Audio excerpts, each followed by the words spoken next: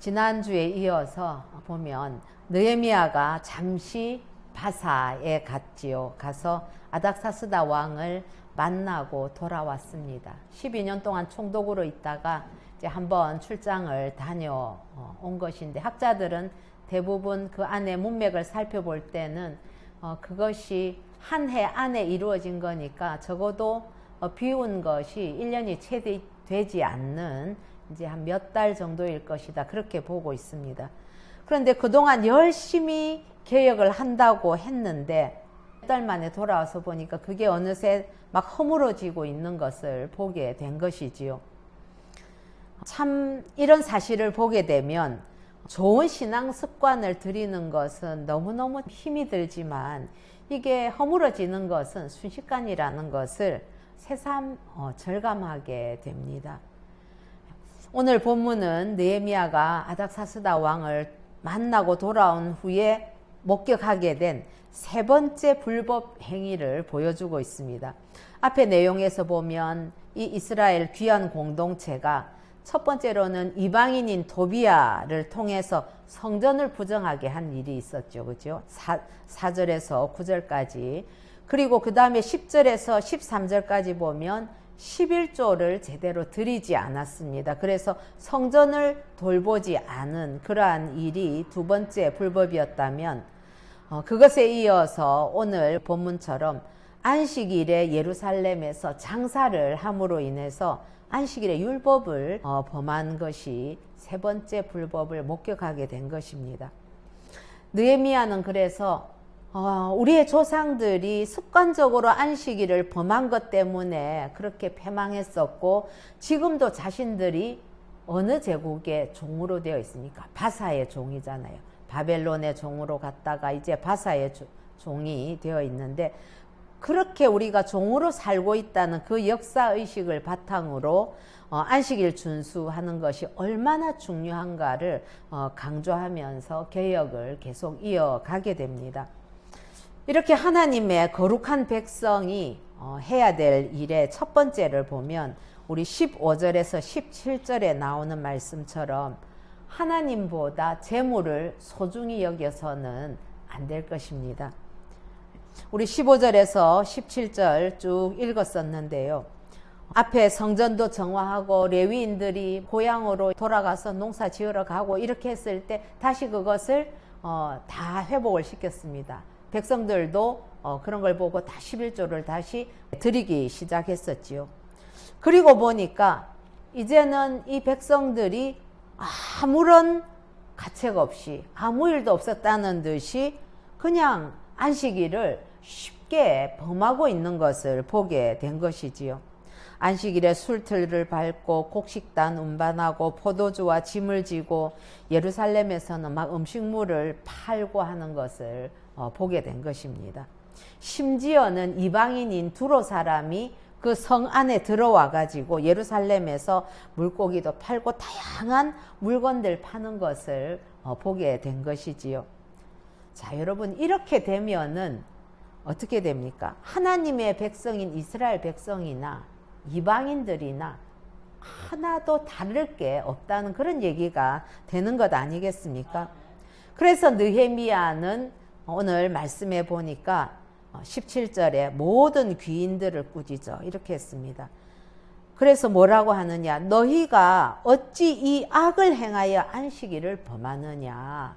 그렇게 책망을 하는데, 느헤미야가 볼 때는 이 안식일에 열심히 일을 하고 물건 사고 팔고 하는 이 일은 사라져야 될 그러한 분명한 악으로 본 것이지요. 뿐만 아니라 이 안식일을 지켜나가는 데 있어서는 지도자들의 모본이 중요한데, 이 지도자들의 역할이 중요하기 때문에 느헤미야는 귀인들, 귀족 계층들, 이런 사람들, 지도자들을 다 불러 모아서 지나간 역사를 더듬어 가면서 이들을 꾸짖고 또 깨우치게 하는 것을 오늘 말씀을 통해서 우리가 확인을 할 수 있습니다. 지금도 마찬가지지만은 안식일에 이렇게 일하고 매매하는 것을 보아서는 그들은 안식일 지키는 것보다는 돈 버는 일이 사실은 더 그들에게 중요하게 인식이 되었다는 것을 우리가 알 수가 있습니다. 왜 그랬을까요? 그건 아마도 오랜 시간 동안 이방에 가서 이방인들과 함께 살다가 돌아왔고, 또 그러다 보니까 자연스럽게 이방의 그러한 풍습이나 이런 것들에 물들어 있었기 때문에 그랬을 것입니다. 그러나 여러분, 하나님의 거룩한 백성이라면 물질, 재물을 섬기는 것이 아니라 가장 우선적으로 하나님을 섬겨야 하는 것이지요. 하나님을 모르는 사람들은 그 사람들은 뭐 당연히 물질을 최우선 수위로 두는 경우들이 거의 대부분입니다. 세상에 일어나는 모든 일들, 뭐 명예를 중요시한다 어쩐다 해도 알고 보면은 그 뒤에 다 돈과 연관이 되어 있는 것을 우리가 확인할 수 있지요. 그러나 하나님의 백성들은 물질 우선주의, 물질 만능 시대를 이야기하는 그러한 세상의 가치관을 따를 것이 아니라 하나님을 최우선으로 섬겨야 하는 것이 마땅한 일일 것입니다. 열심히 일하는 것 매우 중요하고 열심히 일을 해야만 합니다. 그러나 열심히 일한다 하더라도 하나님보다 돈이 더 소중하지 않도록 우리의 마음과 그 영성을 잘 관리하는 것이 중요하죠. 그게 바로 거룩성을 유지하는 것입니다. 그래서 돈을 벌지만 무엇을 위해서 돈을 버는가 하는 분명한 표대를 가지고 있는 것이 하나님의 백성들에게는 중요한 것이지요. 예수님께서도 뭐라고 말씀하셨습니까? 마태복음 6장 31절에서 33절 보면, 그러므로 염려하여 이르기를 무엇을 먹을까 무엇을 마실까 무엇을 입을까 하지 말라. 이는 다 이방인들이 구하는 것이라. 너희 하늘 아버지께서 이 모든 것이 너희에게 있어야 할 줄을 아시느니라. 그런즉 너희는 먼저 그의 나라와 그의 의를 구하라. 그리하면 이 모든 것을 너희에게 더하시리라 라고 말씀하셨습니다. 그러시면서 주님께서는 7장에 가서 11절에 너희가 악한 자라도 좋은 것으로 자식에게 줄 줄 알거든 하물며 하늘에 계신 너희 아버지께서 구하는 자에게 좋은 것으로 주시지 않겠느냐, 그렇게 말씀하셨죠.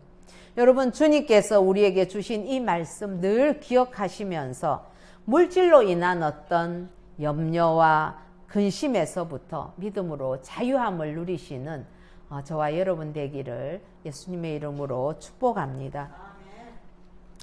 사실 우리가 무언가를 결정할 때에 실제적으로 보면은 경제적인 이유를 판단의 기준으로 적용할 때가 참 많은 것도 사실입니다.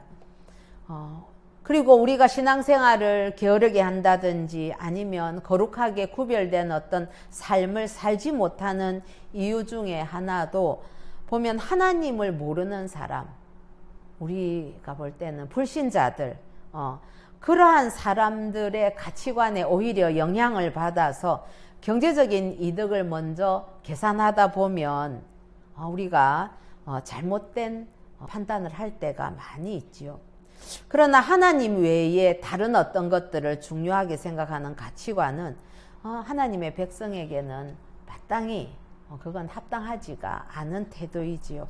하나님을 섬기는 자라면 우리의 물질을 사용하는 것, 우리의 시간을 사용하는 그 모든 면에서 하나님이 우선시되고 그리고 하나님의 뜻에 따라서 순종하며 하나님 뜻에 합당하게 사용이 되어야 될 것입니다.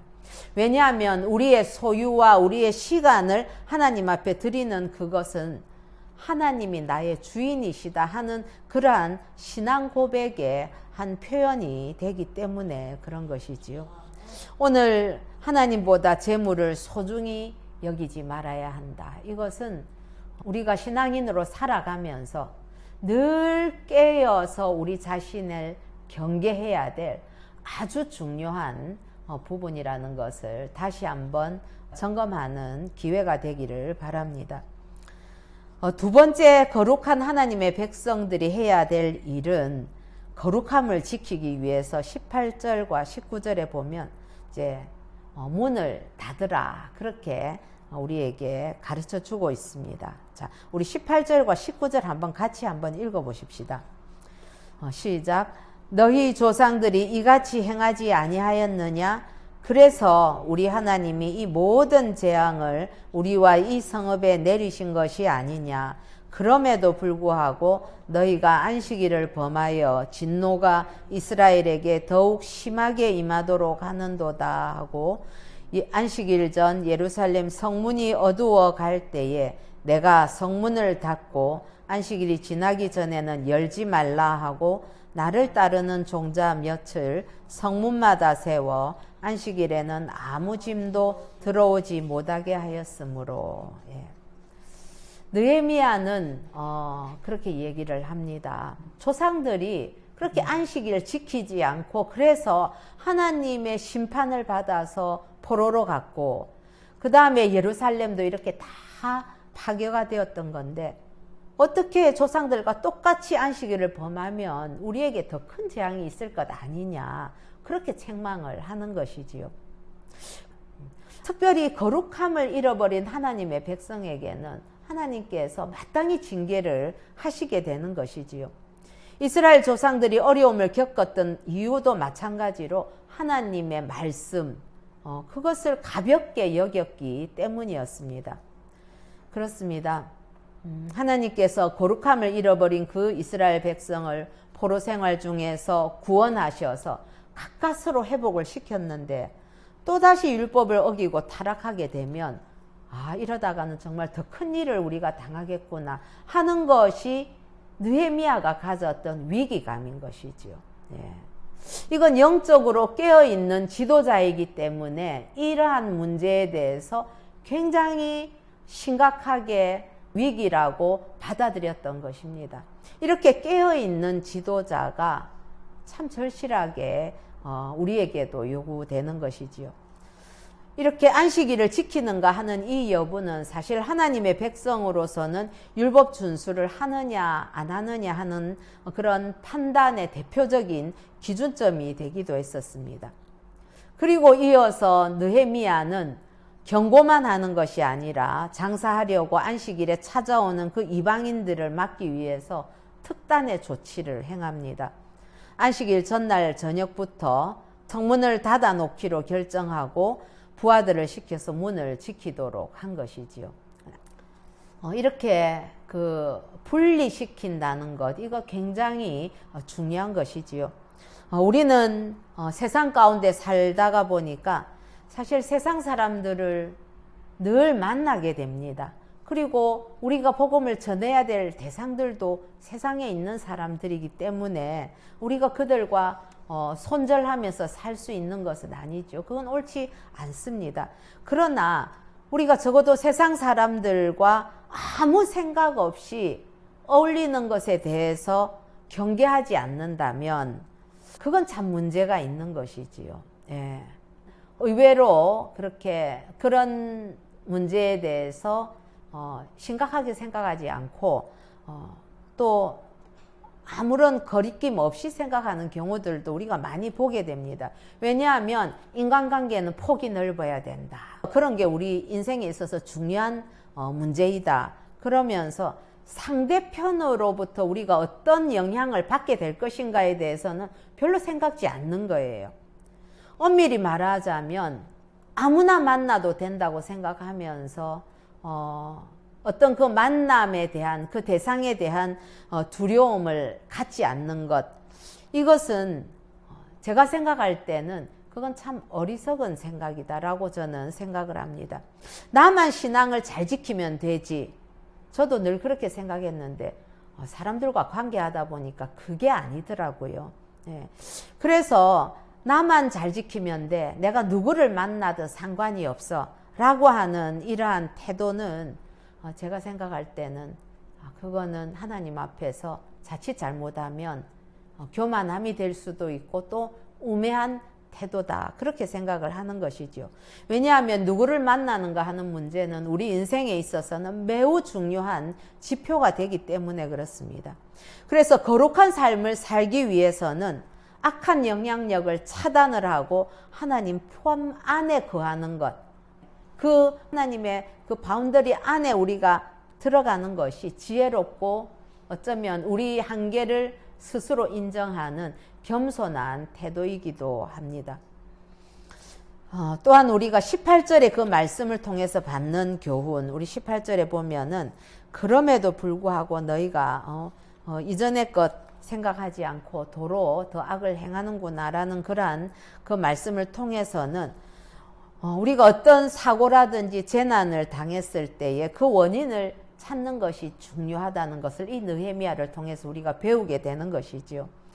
왜냐하면 같은 일을 당하지 않으려면 그 원인을 파악하고 철저하게 대비해야 되기 때문에 그렇습니다. 만약에 어려움을 당했는데도 불구하고 그 문제를 해결해 놓지 않으면 똑같은 상황을 늘 당하게 되죠. 그래서 역사는 자꾸 반복하게 된다고 이야기를 하지 않습니까? 인간이 지나간 과오에 대해서 돌아보고 그거를 해결을 하면 똑같은 과오를 범하지 않을 텐데 그게 인간이 가지고 있는 연약함이기도 하고 한계이기도 한 것 같습니다. 그런데 여러분, 영적인 문제도 마찬가지입니다. 하나님께 멀리 떠나게 되면 영적으로 방황하게 되고 결국은 많은 어려움을 겪을 수밖에 없습니다. 신앙생활 하다 보면 아마도 그런 경험들을 하게 되지요. 물론 하나님께서는 합력해서 선을 이루실 것입니다. 어쨌든 그런 의미에서 성도는 영적인 성문을 굳게 지켜야만 할 것입니다. 그래서 세상의 유혹을 차단하고 거룩함을 유지해야만 할 것입니다. 세 번째, 우리가 거룩한 하나님의 백성이 해야 될 일은 그 거룩함을 지키기 위해서 힘을 써야 되는 것이지요. 우리 20절에서 22절까지의 쭉 말씀을 보게 되면 느헤미야가 적당한 선에서만 어떤 조치를 취하는 것이 아니고 그 되어가는 과정을 보면서 더 철저하게 모든 일들을 진행해 가는 것을 알 수가 있습니다. 성문을 통제를 했는데도 불구하고 이 장사꾼들이 이제 아침 되어서 성문 열기만 하면 그러면은 우리 이제 다시 들어가야지 하면서 딱 성문 앞에다가 바깥에 이제 성 밖에다가 자리 펴고 이제 누운 거예요, 완전히. 그렇게 예루살렘을 떠나지 않고, 왜냐하면 그 사람들은 생계 문제가 달린 거니까, 예. 자기 고객들이 다 예루살렘 성 안에 들어 있는데 빨리 가서 이제 팔아야 되는 거죠. 그러다 보니까 이 문제가 이제 유대 사회에서는 상당히 문제거리가 된 것 같습니다. 그래서 느헤미야는 더 강력하게 경고를 합니다. 뭐라고 하느냐면 21절에 너희가 어찌하여 성 밑에서 자느냐, 다시 이같이 하면 내가 잡으리라, 아주 강력하게 경고를 하지요. 그리고 레위인들에게는 몸을 정결하게 하고 성문을 지키라. 처음에는 자기의 군사들에게 시켰다면 이제는 정식으로 레위인들에게 성문을 지키는 그 직임을 다하도록 그렇게 하는 것입니다. 그만큼 이 안식일을 준수한다는 것은 예루살렘의 어떤 거룩성을 보존하는데 굉장히 중요한 일이었던 것이지요. 우리가 지금도 유대인들 하면은 안식일을 철저히 지키는 것으로 다른 이방인들과 구분하지 않습니까? 예, 그렇습니다. 지금도 우리는 주일 성수를 어떻게 하느냐 하는 것은 그 성도의 어떤 정체성이라든지 아니면 그 성도의 신앙의 정도를 나타내는 중요한 척도입니다. 만일 그 사람이 그리스도인인데도 주일 성수하지 않는 것에 대해서 크게 문제거리로 삼지도 않고 본인도 어떤 노력도 없고 그렇다면은 그것은 어쩌면 그 신앙이 지금 자고 있거나 아니면 병들어 있는 것은 아닌가 스스로 점검해 보아야 되는 것이겠지요. 사랑하는 성도 여러분, 하나님의 백성으로 거룩하게 살기 위해서 어떤 노력을 기울이고 있습니까? 오늘 말씀을 통해서 성도의 성결함이 무너지는 것은 한순간이고 성결함을 회복하는 것은 정말 어렵다는 것을 새삼 느끼게 됩니다. 근 12년이라는 시간을 느헤미야가 공을 들였는데 이거는 뭐 1년도 안 되고 몇 개월 만에 이렇게 다 무너져 버린다는 것은, 그것은 그때의 사건이 아니라 오늘 우리에게도 얼마든지 언제든지 일어날 수 있다는 것을 우리에게 깨닫게 하는 사건이 되는 것입니다.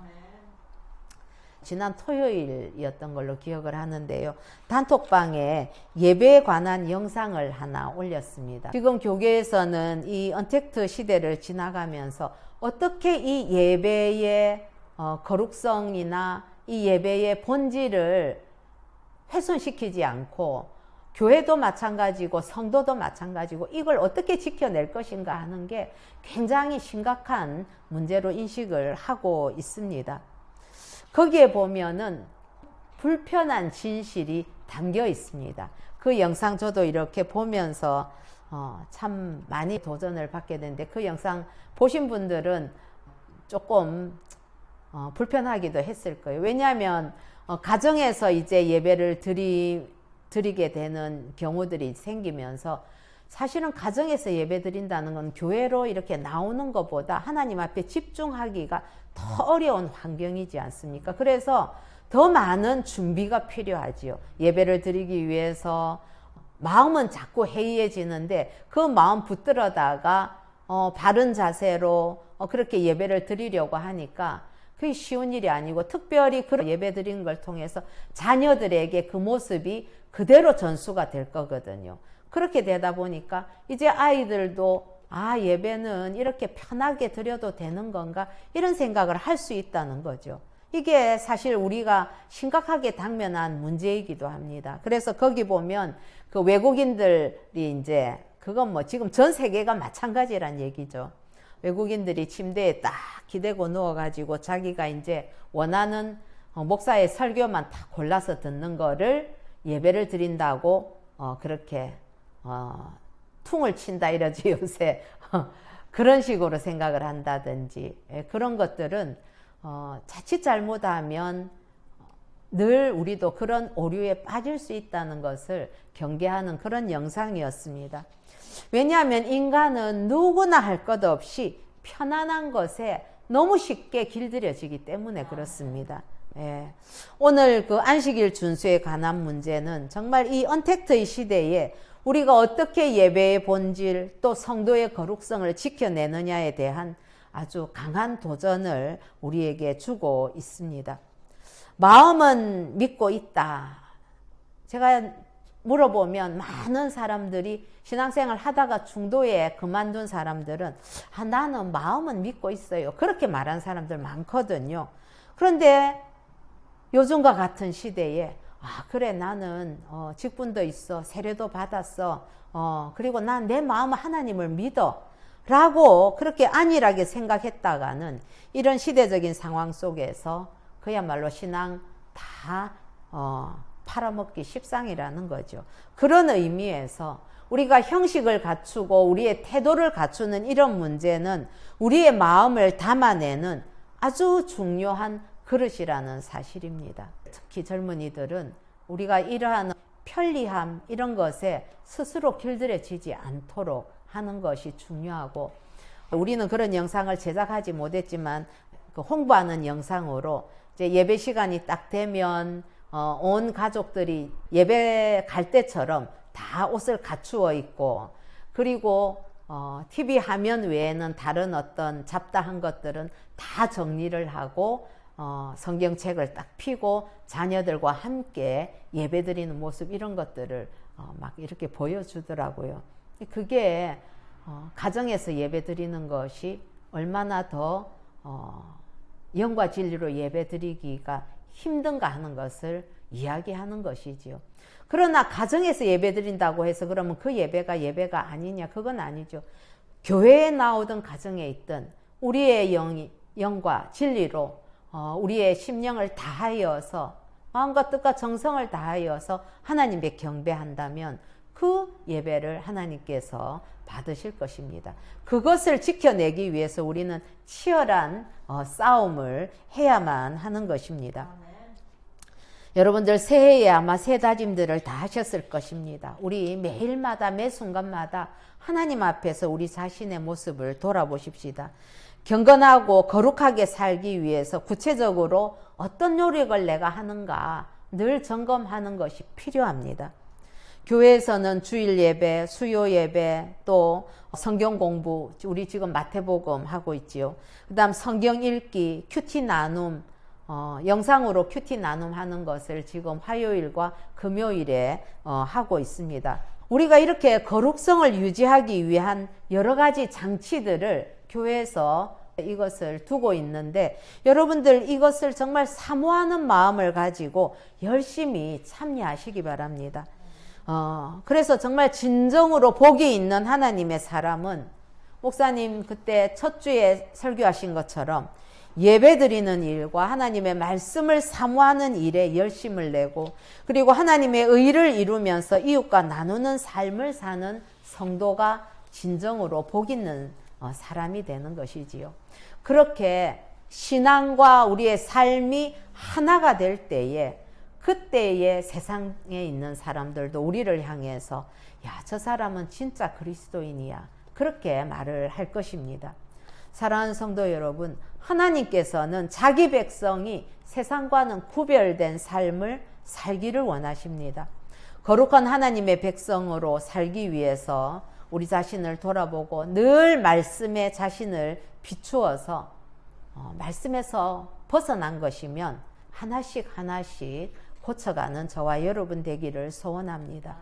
그렇게 늘 우리 자신을 점검하지 않으면 금방 거룩함을 잃어버리고 정체성의 혼란을 겪으면서 타락의 길로 가게 되는 것입니다. 우리가 그렇게 연약한 존재들이지요. 그래서 느헤미야가 이 거룩함을 해치는 요소에 대해서는 단호하고 철저하게 그리고 강경하게 대처를 했던 것입니다. 성도는 거룩한 하나님의 백성으로 살아갈 때에 세상을 향해서 복음도 담대하게 전할 수 있을 뿐만 아니라 그 전하는 그 복음을 통해서 하나님의 능력이 나타나게 됩니다. 느헤미야가 안식일을 철저하게 지킨 것처럼 우리도 거룩함을 지키기 위해서 힘써 노력합시다. 그리고 우리의 영적인 성문을 잘 관리하여서 세상의 유혹에 대해서는 차단을 하고 하나님을 사랑하고 이웃을 사랑하는 데에는 우리의 성문을 마음껏 열어서 거룩한 그 백성의 사명을 잘 감당하는 그런 저와 여러분 되시기를 우리 주 예수님의 이름으로 축복합니다.